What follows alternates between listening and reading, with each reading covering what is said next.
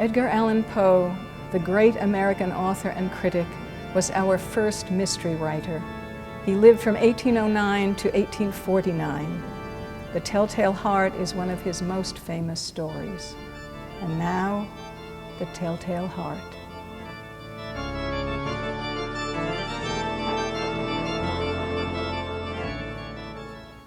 True, nervous, very, very dreadfully nervous. I had been and am, but why will you say that I am mad? The disease had sharpened my senses, not destroyed, not dulled them. Above all was the sense of hearing acute. I heard all things in the heaven and in the earth. I heard many things in hell. How then am I mad? Hearken and observe how healthily, how calmly I can tell you the whole story. It is impossible to say how first the idea entered my brain, but once conceived, it haunted me day and night. Object, there was none. Passion, there was none. I loved the old man. He had never wronged me. He had never given me an insult. For his gold, I had no desire. I think it was his eye. Yes, it was this. One of his eyes resembled that of a vulture, a pale blue eye with a film over it. Whenever it fell upon me, my blood ran cold. And so, by degrees, very gradually, I made up my mind to take the life of the old man and thus rid myself of the eye forever. Now this is the point. You fancy me mad. Madmen know nothing. But you should have seen me. You should have seen how wisely I proceeded and with what caution, with what foresight, with what dissimulation I went to work. I was never kinder to the old man than during the whole week before I killed him. And every night about midnight, I turned the latch of his door and opened it, oh, so gently. And then, when I had made an opening sufficient for my head, I put in a dark lantern, all closed, so that no light shone out.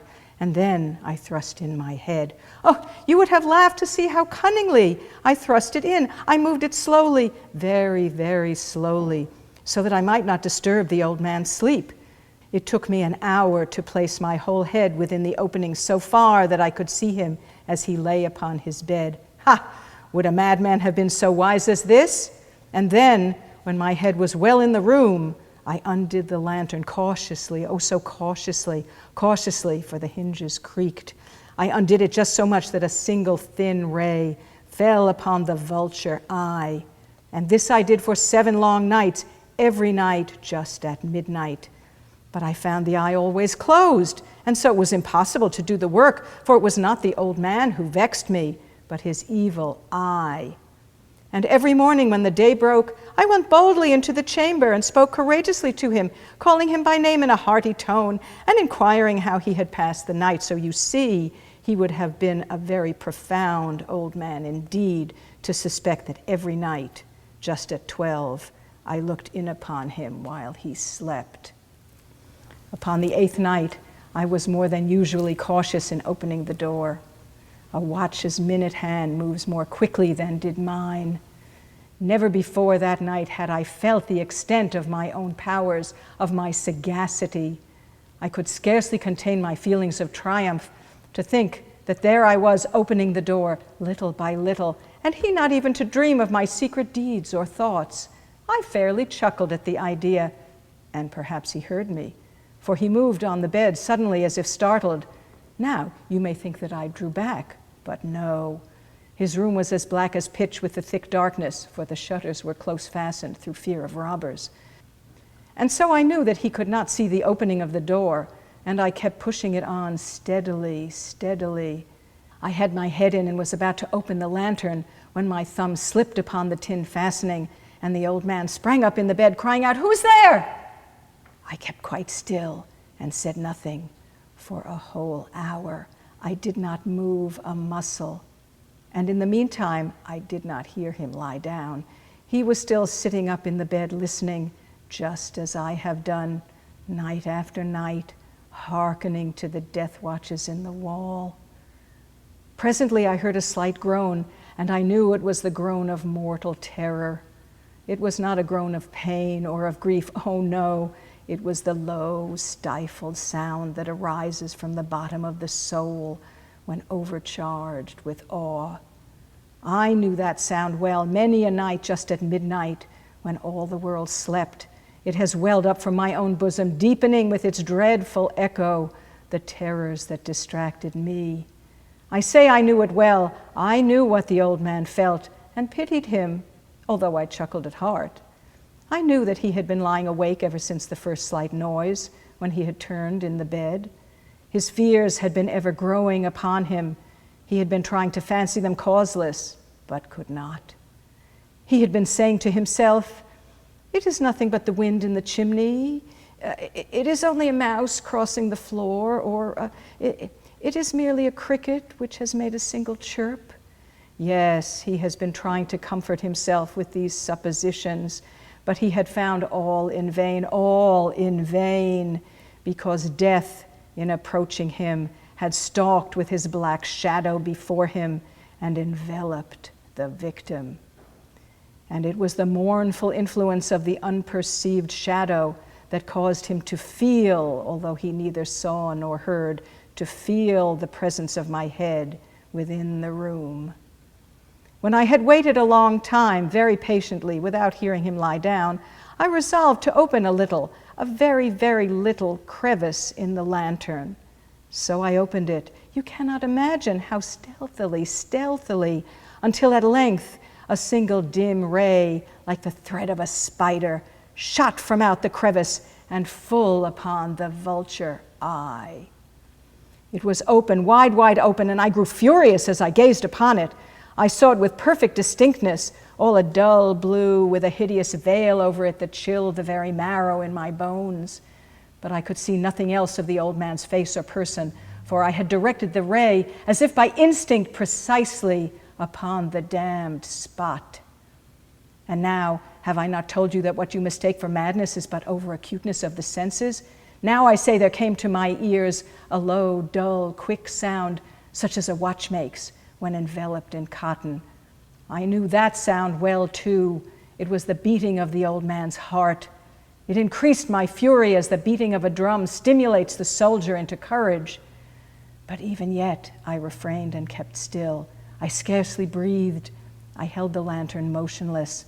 I tried how steadily I could maintain the ray upon the eye. Meantime, the hellish tattoo of the heart increased. It grew quicker and louder every instant. The old man's terror must have been extreme. It grew louder, I say, louder every moment. Do you mark me well? I have told you that I am nervous, so I am. And now, at the dead hour of the night, amid the dreadful silence of that old house, so strange a noise as this excited me to uncontrollable terror. Yet, for some minutes longer, I refrained and stood still. But the beating grew louder. I thought the heart must burst. And now a new anxiety seized me. The sound would be heard by a neighbor. The old man's hour had come. With a loud yell, I threw open the lantern and leaped into the room. He shrieked once only. In an instant, I dragged him to the floor and pulled the heavy bed over him. I then smiled gaily to find the deed so far done. But for many minutes, the heart beat on with a muffled sound. This, however, did not vex me. It would not be heard through the wall. At length, it ceased. The old man was dead. I removed the bed and examined the corpse. Yes, he was stone dead. I placed my hand upon the heart and held it there many minutes. There was no pulsation. He was stone dead. His eye would trouble me no more. If still you think me mad, you will think so no longer when I describe the wise precautions I took for the concealment of the body. The night waned, and I worked hastily, but in silence. First of all, I dismembered the corpse. I cut off the head and the arms and the legs. I then took up 3 planks from the floor of the chamber and deposited all between the scantlings. I then replaced the boards so cleverly, so cunningly, that no human eye, not even his, could have detected anything wrong. There was nothing to wash out, no stain of any kind, no blood spot whatever. I had been too wary for that. A tub had caught all. Ha ha! When I had made an end of these labors, it was 4 o'clock, still dark as midnight. As the bell sounded the hour, there came a knocking at the street door. I went down to open it with a light heart, for what I had now to fear. There entered 3 men who introduced themselves with perfect suavity as the officers of the police. A shriek had been heard by a neighbor during the night. A suspicion of foul play had been aroused.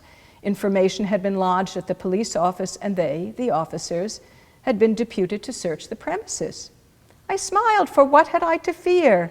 I bade the gentleman welcome. The shriek, I said, was my own in a dream.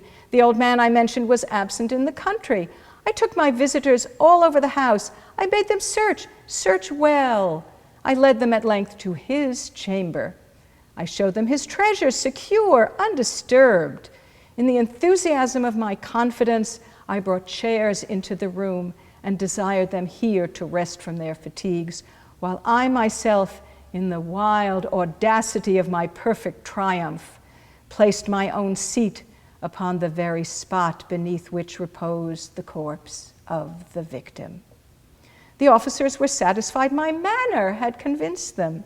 I was singularly at ease. They sat, and while I answered cheerily, they chatted familiar things, but ere long I felt myself getting pale and wished them gone. My head ached, and I fancied a ringing in my ears, but still they sat and still chatted. The ringing became more distinct. It continued and became more distinct. I talked more freely to get rid of the feeling, but it continued and gained definitiveness until, at length, I found that the noise was not within my ears. No doubt I now grew very pale, but I talked more fluently and with a heightened voice, yet the sound increased, and what could I do? It was a low, dull, quick sound, much such a sound as a watch makes when enveloped in cotton. I gasped for breath, and yet the officers heard it not. I talked more quickly, more vehemently, but the noise steadily increased. I arose and argued about trifles in a high key with violent gesticulations, but the noise steadily increased. Why would they not be gone? I paced the floor to and fro with heavy strides, as if excited to fury by the observation of the men, but the noise steadily increased. Oh God, what could I do? I foamed, I raved, I swore. I swung the chair upon which I had been sitting and grated it upon the boards, but the noise arose over all and continually increased. It grew louder, louder, louder, and still the men chatted pleasantly and smiled. Was it possible they heard not? Almighty God, no, they heard, they suspected, they knew. They were making a mockery of my horror. This I thought and this I think. But anything was better than this agony. Anything was more tolerable than this derision. I could bear those hypocritical smiles no longer. I felt I must scream or die. And now again, hark, louder, louder, louder, louder. Villains, I shrieked, dissemble no more. I admit the deed. Tear up the planks. Here. It is the beating of his hideous heart.